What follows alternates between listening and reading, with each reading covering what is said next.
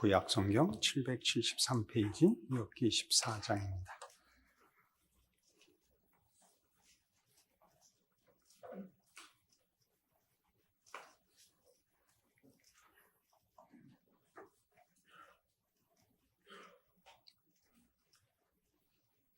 여인에게서 태어난 사람은 생애가 짧고 걱정이 가득하며 그는 꽃과 같이 자라나서 시들며 그림자같이 지나가며 머물지 아니하거늘 이와 같은 자를 주께서 눈여겨 보시나이까? 나를 주 앞으로 이끌어서 재판하시나이까? 누가 깨끗한 것을 더러운 것 가운데서 낼 수 있으리까? 하나도 없나이다. 그의 날을 정하셨고 그의 달수도 주께 있으므로 그의 규례를 정하여 넘어가지 못하게 하셨사온즉 그에게서 눈을 돌이켜 그가 품꾼같이 그의 날을 마칠 때까지 그를 홀로 있게 하옵소서.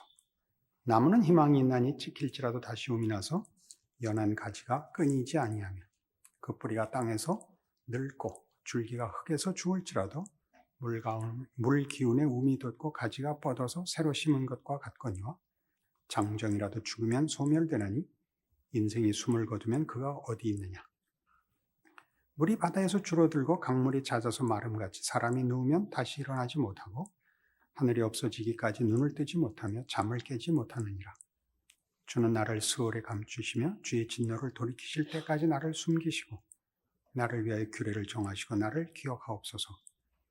장정이라도 죽으면 어찌 다시 살리까? 나는 나의 모든 고난의 날 동안을 참으면서 풀려나기를 기다리겠나이다. 주께서는 나를 부르시겠고 나는 대답하겠나이다. 주께서는 주의 손으로 지으신 것을 기다리시겠나이다. 그러하온데 이제 주께서 나의 걸음을 세우시오니 나의 죄를 감찰하지 아니하시나이까? 주는 내 허물을 주머니에 봉하시고 내 죄악을 싸매시나이다. 무너지는 산은 반드시 흩어지고 바위는 그 자리에서 옮겨가고 물은 돌을 닳게 하고 넘치는 물은 땅의 티끌을 씻어버리나이다. 이와 같이 주께서는 사람의 희망을 끊으시나이다. 주께서 사람을 영원히 이기셔서 떠나게 하시며 그의 얼굴빛을 변하게 하시고 쫓아보내시오니 그의 아들들이 존귀하게 되어도 그가 알지 못하며 그들이 비천하게 되어도 그가 깨닫지 못하나이다. 다만 그의 살이 아프고 그의 영혼이 애곡할 뿐이니이다. 욥기는 어렵죠. 무슨 말을 하려는 것인지 우리가 잘 윤곽이 잘 잡히질 않습니다. 우리는 일단 여기까지 욥이 당한 그 까닭 없는 고난, 그리고 하나님께서 사단과의 내기에서 당신의 명예를 욥의 결정에 거셨다는 것만 알고 있습니다. 세 친구가 찾아오고 세 친구는 하나같이 우리가 잘 아는 대로 인과응보의 원리로 그의 현실을 분석하고 해답을 제시합니다. 내가 잘못한 것이니까 회개해라. 그러면 하나님께서 회복시켜 주실 것이다. 잘 참고 잘 견뎌라. 네가 무엇을 잘못했기에 하나님이 너에게서 뭘 고치시려고 그러는지 깊이 생각해 보거라. 욥은 그 모든 친구들의 제안에 대해서 반대합니다. 이것은 인과응보로는 설명이 되지 않는 일이다. 이게 이제 하나의 정면 충돌이 되는 것입니다. 인과응보를 벗어나는 일이 있을 수 있단 말이냐?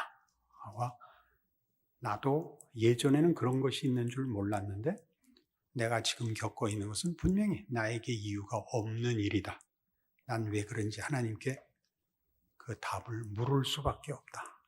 그리고 하나님이 답도 하지 않으시니 나는 정말 힘들어 죽겠다. 그게 이제 욥기의 주요 내용들입니다.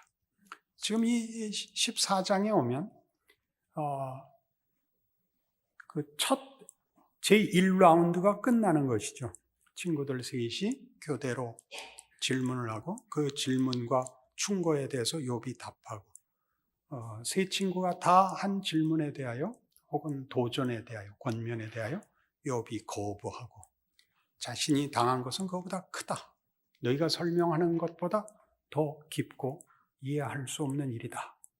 그리고 이제 일일이 답한 맨 끝에 이제 욥의 일종의 독백, 괴로운 심정을 토로하는 장면이 이 13장과 14장입니다. 14장을 조금 잘라서 이해하시면 그 내용이 좀 더 분명해집니다. 1절에서 6절까지는 이겁니다. 나는 하찮은 존재입니다. 내가 뭘 잘못했다 할지라도 하나님 뭐 그렇게 화를 내십니까? 이게 이제 1절에서 6절입니다. 7절에서 12절은 죽으면 끝인 그저 일과성에 불과한 그 가치 없는 인생입니다. 뭘 이렇게 붙들고 긴 싸움을 하십니까? 이런 넋두리입니다. 13절에서 17절은 그러니 하나님 그냥 넘어가 주시죠. 넘어가 주시죠. 이 하찮은 존재, 별것 아니고 짧은 인생을 사는 게 잘못했던들 뭐 하나님 그 일일이 찾으시고 확인하시고 짚으실 거 뭐 있습니까? 그냥 한번 눈 감으시죠. 이게 다 이제 말하자면 이게 무슨 이 내용들을 여러분이 논리적으로 뭐 이렇게 분석하고 따져볼 가치가 있는 게 아니고 이것 외에는 할 말이 없는, 답은 없고 견딜 수는 없는 자의 넋두리 비명인 것을 이해하셔야 됩니다. 18절에서 22절은 저는 견딜 수가 없습니다. 이 고난이 너무 큽니다. 저는 이제 자폭 직전에 와 있습니다라는 절규입니다. 이런 성경에 나와 있는 이런 표현들은 우리한테 낯섭니다. 우리는 성경이 규범적이고 명확한 가르침과 방향과 내용들로 되어 있을 거라고 믿고 있지, 이런 어떤 비명과 넋두리와 자폭 같은 얘기들이 등장할 거라고는 대부분 기대하지 않고 있기 때문에 우리는 서둘러 사실은 욥의 세 친구같이 됩니다. 얼른 빨리 답을 찾고 얼른 빨리 넘어가려고 하지 이 짐을 지기 싫어합니다. 그러나 똑같은 일을 이런 데서 발견하면 여러분들은 그렇게 느끼지 않습니다. 정호승 씨의 시를 제가 하나 읽어드리겠습니다. 내가 사랑하는 사람이라는 제목입니다. 나는 그늘이 없는 사람을 사랑하지 않는다. 나는 그늘을 사랑하지 않는 사람을 사랑하지 않는다.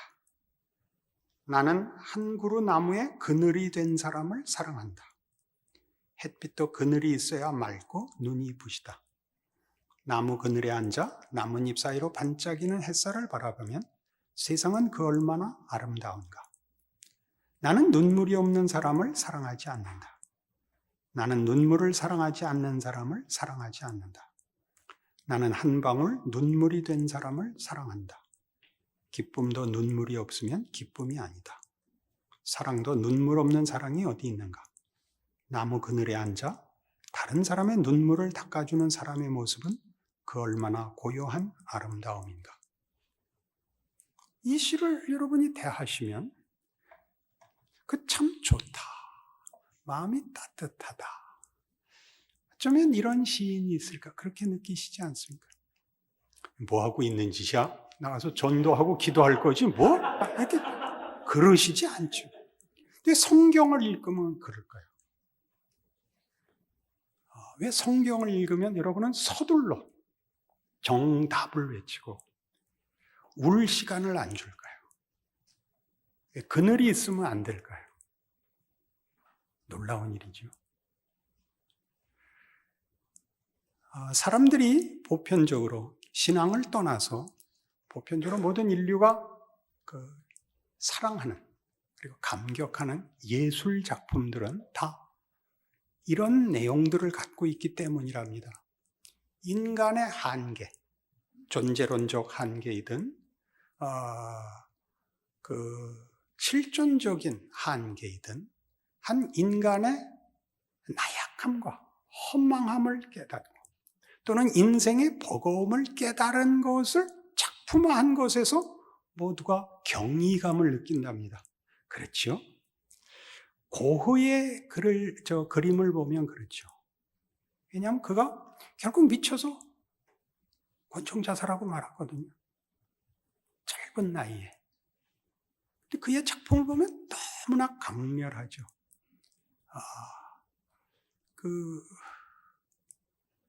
제목이 정확히 이제 생각이 안 나는데, 별이 빛나는 밤인가요?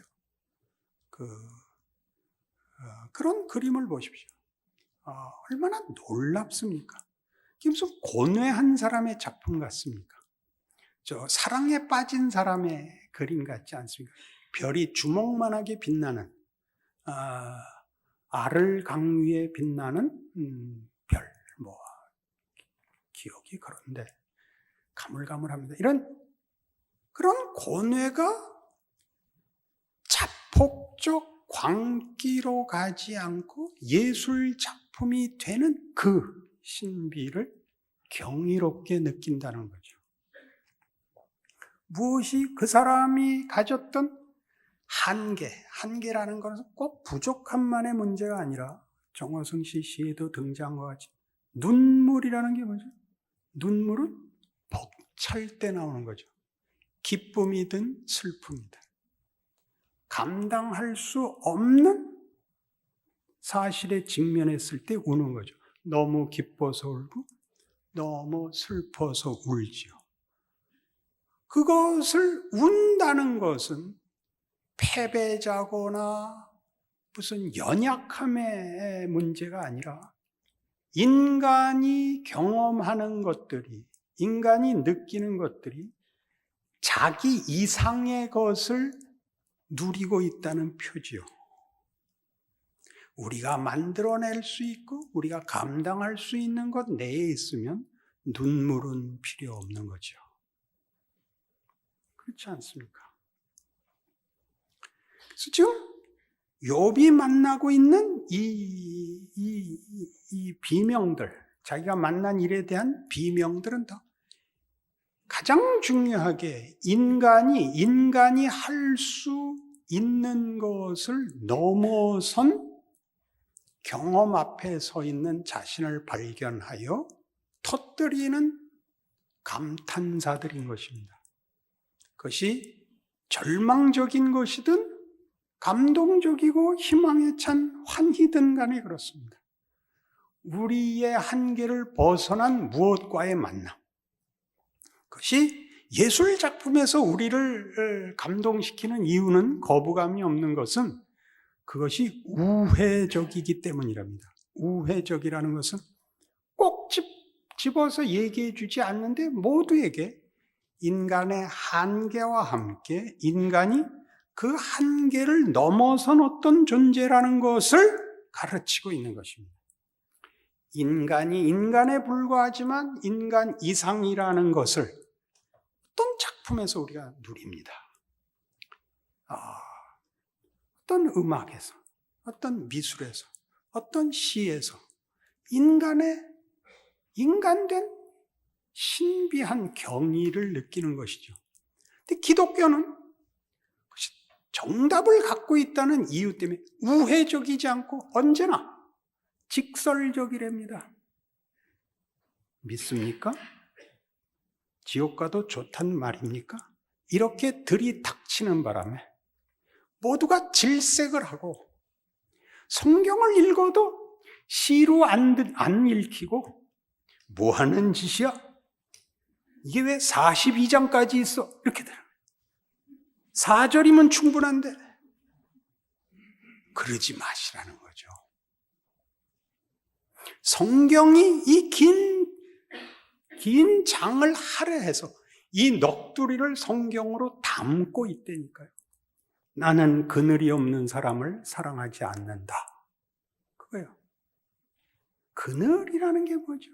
아까 눈물에 대해서 얘기한 것 같이 그늘이란 햇볕이 다만 밝고 뜨거운 광명과 열기로 그 존재가 다 보이는 것이 아니라는 뜻입니다. 그게 뭐예요? 그늘은 햇볕을 무엇이 가로막고 서서 생기는 것인데, 여기서 말하는 정호성 씨의 그늘은 식물이죠. 식물. 잎새 사이로 한 그루 나무의 그늘, 나뭇잎 사이로 반짝이는 햇살, 그 그늘은 그늘을 만들 만큼 큰 나무를 전제하고 있습니다. 해의 놀라움은, 영광은 자신의 광명정대함을 넘어 짙푸른 녹음을 만들어 그늘의 기품을 가지는 데서 해는 해의 영광을 가지는 것입니다. 하나님의 자녀로서 부름받은 만들어진 인간의 영광과 자랑은 늘 옳고 늘 밝고 늘 확실하고 하는 분명함보다 더 깊이 하나님이 고뇌케 하시며 눌러 생각해 하시며 신음하게 하며 자신의 한계 밖으로 떠밀리는 위기와 고난과 참을 수 없는 비명 속에서 녹음이 우거지듯 하나님을 아는 일에 깊이와 넓이를 더한다고 욥기가 증언하는 것입니다. 욥이 선 자리는 인간은 이해할 수 없고 감당할 수 없는 자리인 것입니다.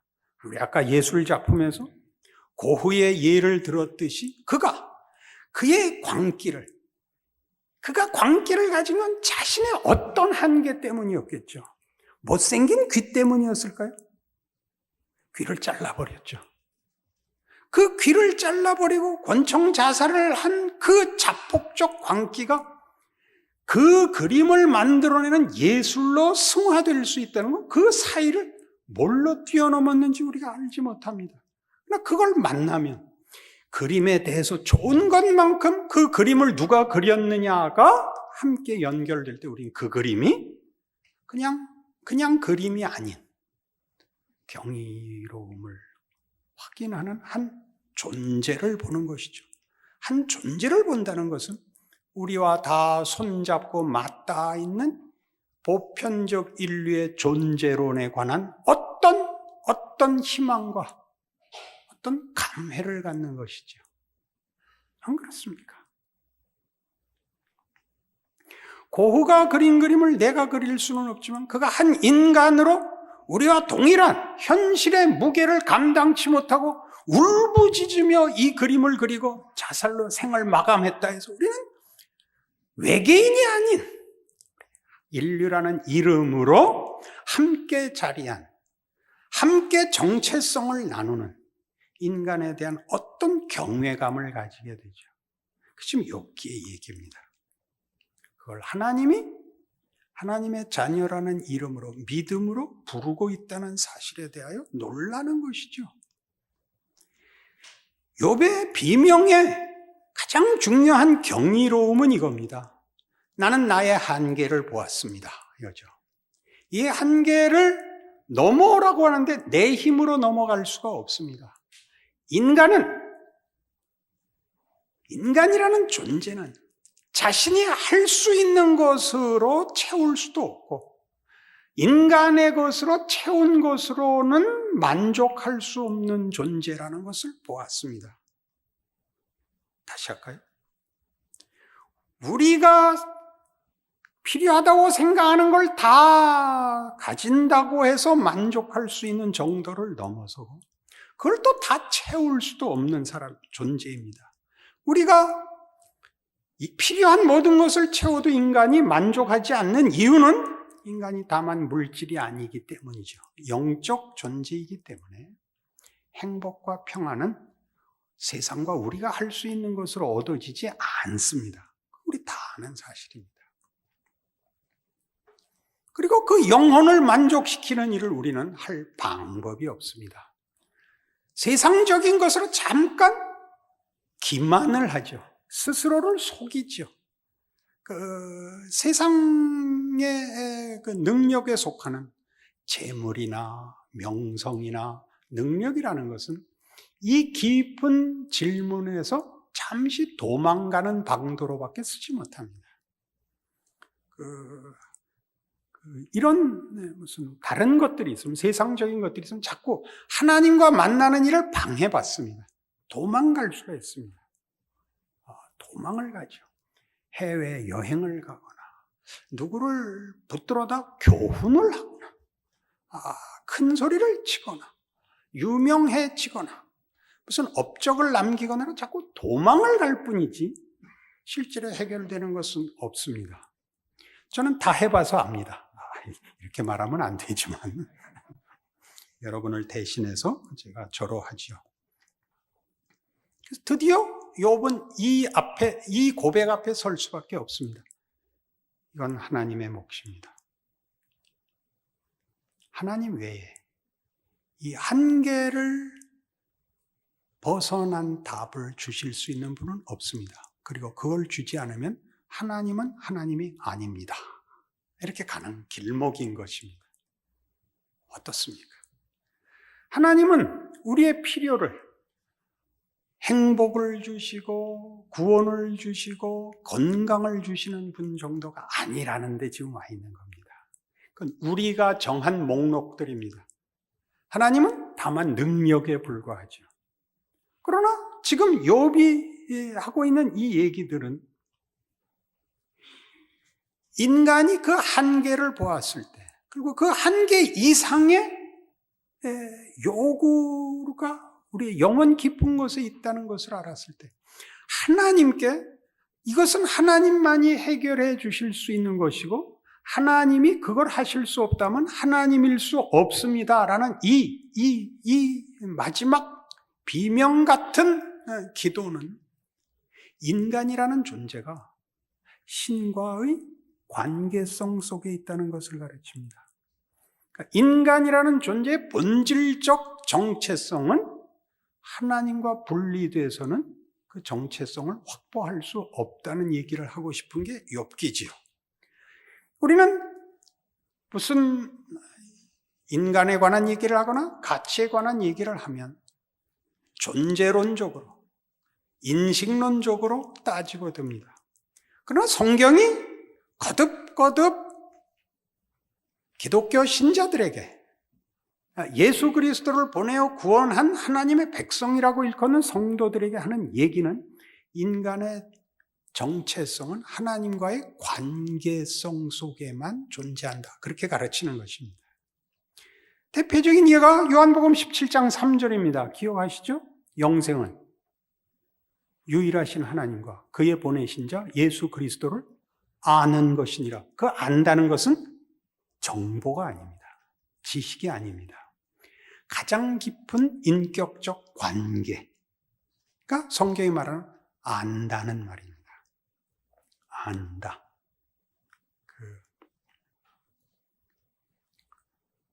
브루스 올마이티라는 영화가 있습니다. 짐 켈리라는 코미디언 쪽에 재능을 가진 주인공이 등장하는 것인데, 이제 인생이 고달픈 지방 방송국 무슨 가십이나 무슨 에피소드들을 소개하는 이제 잠깐 나오는 방송 기자인데 뉴스 앵커를 맡고 싶어 하는데 그게 안 되는 겁니다. 그리고 같이 사는 아내와 관계도 삐걱거려서 아내도 친정으로 도망가 버렸습니다. 그래서 모든 일이 안 돼서 막 신에게 화풀이를 하고 이게 뭡니까? 한번 만나 주십시오. 신이 불러요. 이제 신이 불러서 가보니까 이제 건물인데 속이 비어 있어요. 신이 뭐 하고 있냐면 청소를 하고 있어요. 불러서 이제 이런저런 얘기를 해요. 처음에는 자기한테 능력을 달라 그래요. 좋다. 너 신 한번 해봐라. 그 신이 돼요. 그래서 모두의 기도를 들어주고 세상이 엉망이 돼요. 마음 상한 아내를 불러다가 보름달을 크게 보여주려고 달을 끌어들이죠. 창 앞으로. 그래갖고 온 세상에 해일이 나고 다 뒤집어져고 그다음에 모든 기도를 다 들어줘요. 그랬더니 모두가 경품에 당첨이 돼가지고 로또 복권에 1,000원 주고 샀는데 당첨금이 120원이 돼요. 그래갖고 난리가 나고 폭도들이 생기고 못 해먹겠다 이렇게 돼요. 신 앞에 다시 와요. 신이 그러죠. 네가 잘하는 거 있다. 넌 사람을 즐겁게 하는 재주가 있다. 그거 해라. 그러니까 그 신을 바라보면서 주인공이 그래요. 웃기고 있네. 그러니까 그거야. 내가 널 만들어서 잘 알지. 이 말 하나 하려고 이렇게 길게 했어요. 내가 널 만들어서 잘 알지. 그거야. 자기의 본직으로 돌아가고 자기 자리로 돌아가서 즐겁게 이렇게 그냥 조욕으로 그냥 이렇게 작은 자로 즐겁게 사는 것으로 영화가 해피엔딩이 됩니다. 이 예야 물론 우리 성경이 가르치는 것을 그냥 삽화같이 한번 이렇게 그린 것이고 하나님은 실제로 그러십니다. 위대하고 모든 답을 받고 하는 것보다 더 큰, 더 깊은, 말하자면 부요함과 풍성함과 무한함이 짙푸른 녹음하네요. 초록녹에 그늘음이잖아요. 그늘은 다만 햇볕이 차단되고 갇혀있고 진 것이 아니라 무성함을 의미한다고요. 그 길로 부름을 받으면 다들 헐쩍 뛰어요. 신은 이 시 읽고 현실은 늘 해 아래, 백열등 아래 있는 것 고문을 당할 때만 그러는 거예요. 그러지 않는 거예요. 부채를 가지고 양산을 쓰는 게 고급한 것이듯이 하나님의 인도하심 속에서 우리의 한계를 깨닫고 하나님이 그 한계 속에서 하나님의 하나님 되심을 우리에게 채우시는, 우리가 만들 수 없는 것을 만드시는 그 부르심, 하나님의 하나님 다우심을 만나는 그 경이, 그리고 그 고통. 왜 고통이죠? 벅차니까. 감당할 수 없으니까. 하나님이 그 일을 포기하시지 않고 대강 만들고 타협하시지 않는다. 욥기죠.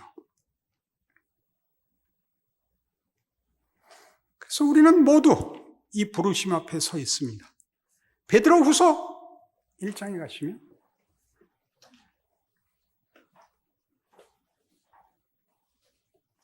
신약 성경 383페이지입니다.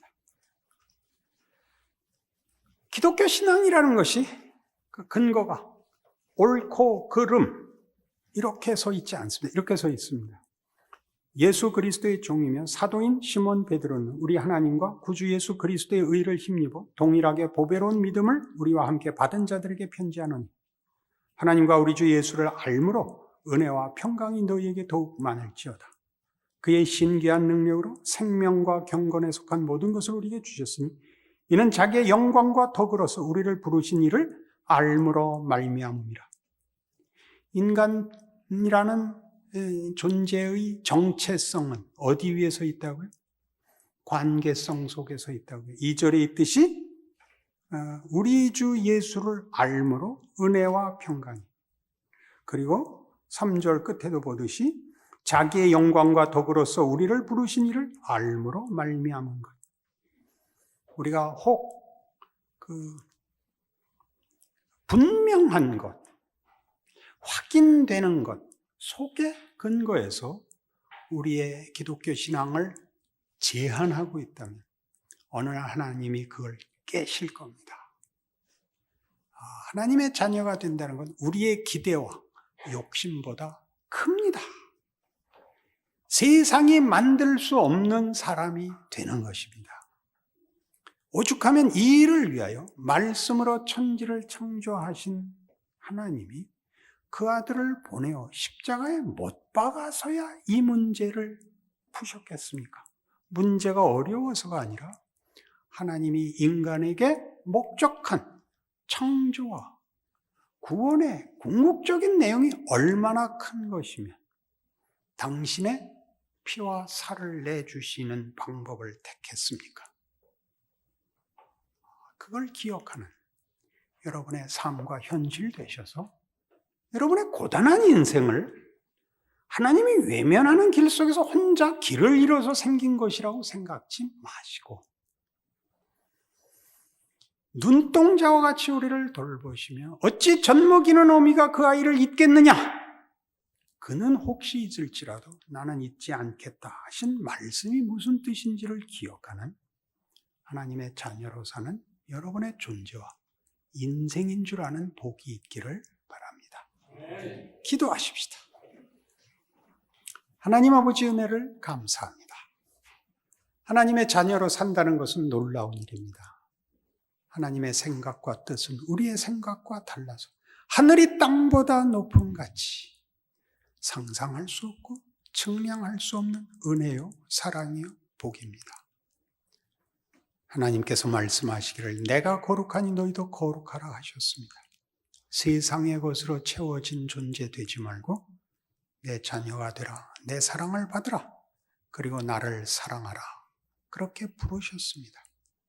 세상의 위협과 시험을 이기고 하나님의 자녀로 사는 기쁨과 기적을 배워나가는 믿음과 인내와 성실함을 주시옵소서.